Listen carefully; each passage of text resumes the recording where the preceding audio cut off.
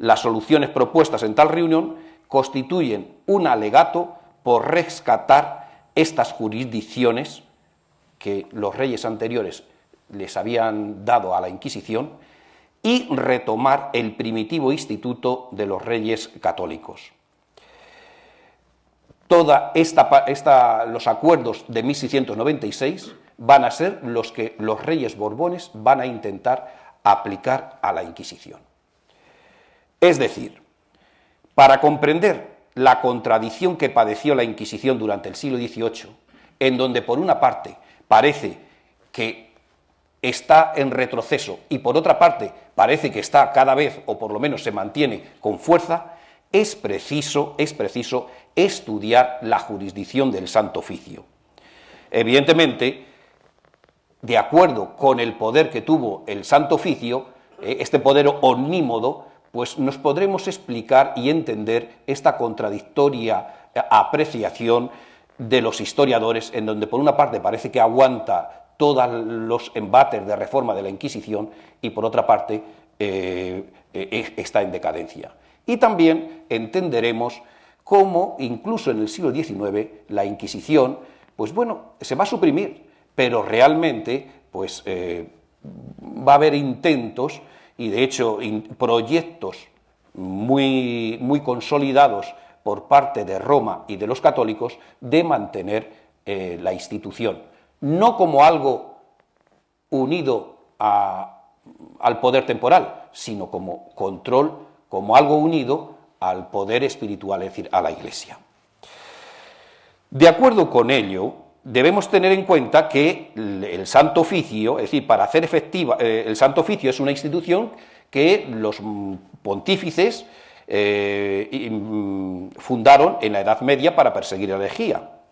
Los pontífices, para hacer efectiva su actuación, le concedieron una omnipotente jurisdicción, que es la jurisdicción apostólica.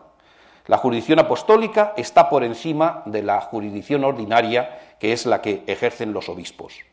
Por su parte, Fernando el Católico y después sus sucesores le añadieron una jurisdicción temporal especial, es decir, también una jurisdicción por encima de la jurisdicción temporal ordinaria, que estaba representada en la justicia ordinaria, es decir, audiencias y chancillerías.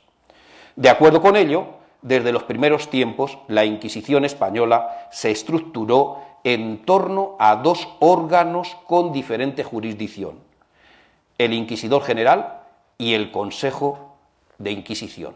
Ambos, cuando se juntaban el Inquisidor y el Consejo, se les denominaba la Suprema, que ustedes habrán leído y que los historiadores utilizan aleatoriamente sin saber. La Suprema Inquisición. ¿Qué significa la Suprema? Cuando se juntaba, cuando legislaba el Inquisidor General más el Consejo. ¿Por qué? Pues porque era la suprema jurisdicción, la jurisdicción eclesiástica y la jurisdicción temporal.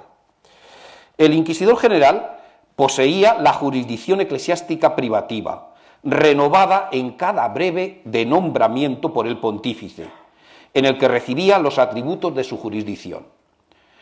Puig Blanc, un político de las Cortes de gaditano en tiempos de las Cortes de Cádiz, que escribió La Inquisición sin máscara, definía con claridad a comienzos del siglo XIX en dónde estaba el poder de la Inquisición. La jurisdicción de la Inquisición reside propiamente en el Consejo, pues la de los tribunales de provincia es meramente precaria, ni sus plazas pueden llamarse judicaturas, sino con mucha impropiedad. Digo esto, si bien se considera, no son otra cosa todos estos tribunales que unas comisiones permanentes, a lo menos en cuanto a negocios de entidad, en atención a que no pueden empezar ninguno y mucho menos concluirle sin anuencia del Consejo, al cual deben consultar antes de ejecutar ninguna sentencia, sin que de su dictamen les sea permitido separarse. Por otro lado, el Consejo de la Suprema, aun dando por indubitable que tenga voto decisivo, si se atiende a los resultados, más bien debe llamarse Junta, con voto consultivo, que verdadero tribunal, puesto que las facultades del Inquisidor General son tan amplias, o por mejor decir, tan exorbitantes que paralizan cualquier actividad. Es decir, realmente era el inquisidor general. El inquisidor general, por tanto, no era un presidente más de los consejos de la monarquía española, porque él poseía jurisdicción propia, la jurisdicción apostólica, concedida por el pontífice directamente.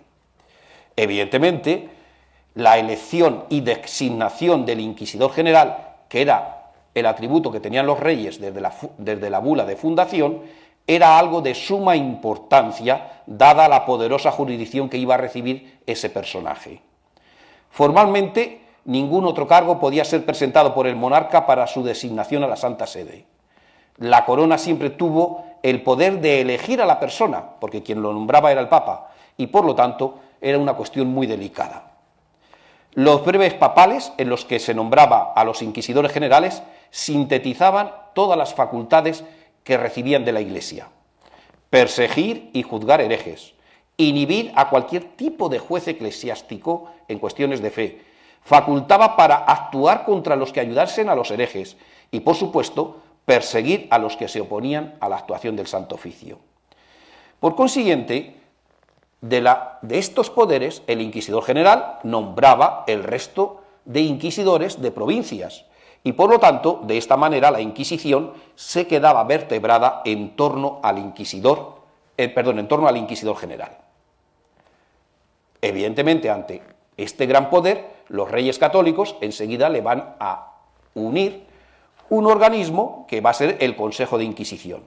Ahora bien, el Consejo de Inquisición va a tener todo el poder, va a tener los poderes y la jurisdicción temporal, pero el Consejo de Inquisición careció de reconocimiento ante el pontífice.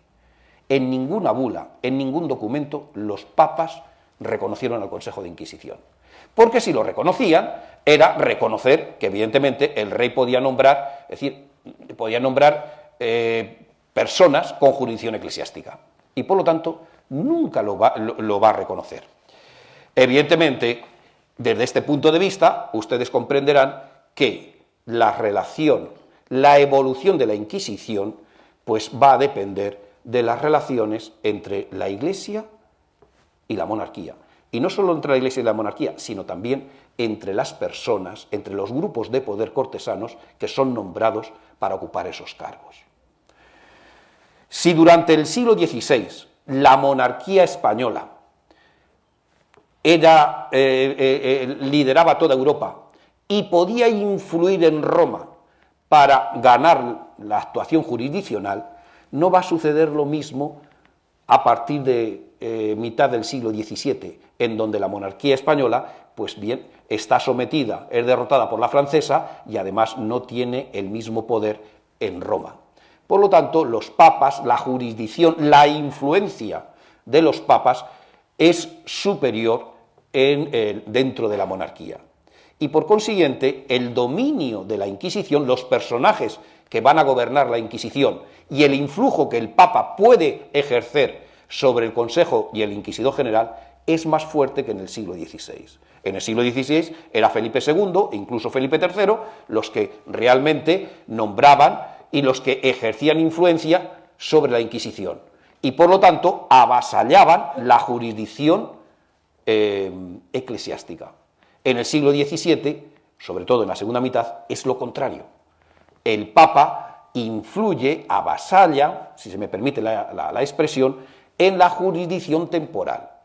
Por consiguiente, los monarcas que se dieron cuenta de ello, pues ¿qué intentaron hacer? Retirar los apoyos, la jurisdicción, los privilegios que los monarcas anteriores habían concedido. Quien primero lo hizo fue Felipe IV en el 1645. Sin embargo, va a ser su hijo, Carlos II, el que por todos los medios, como ya he dicho, a partir de 1679, 1682 y después la Junta de 1696, quien por todos los medios quiera reducir la Inquisición solo a cuestiones eclesiásticas y decir que, evidentemente, todos los privilegios y facultades que los reyes antepasados le habían concedido a la Inquisición ya no valían. Por lo tanto, efectivamente, cuando entendemos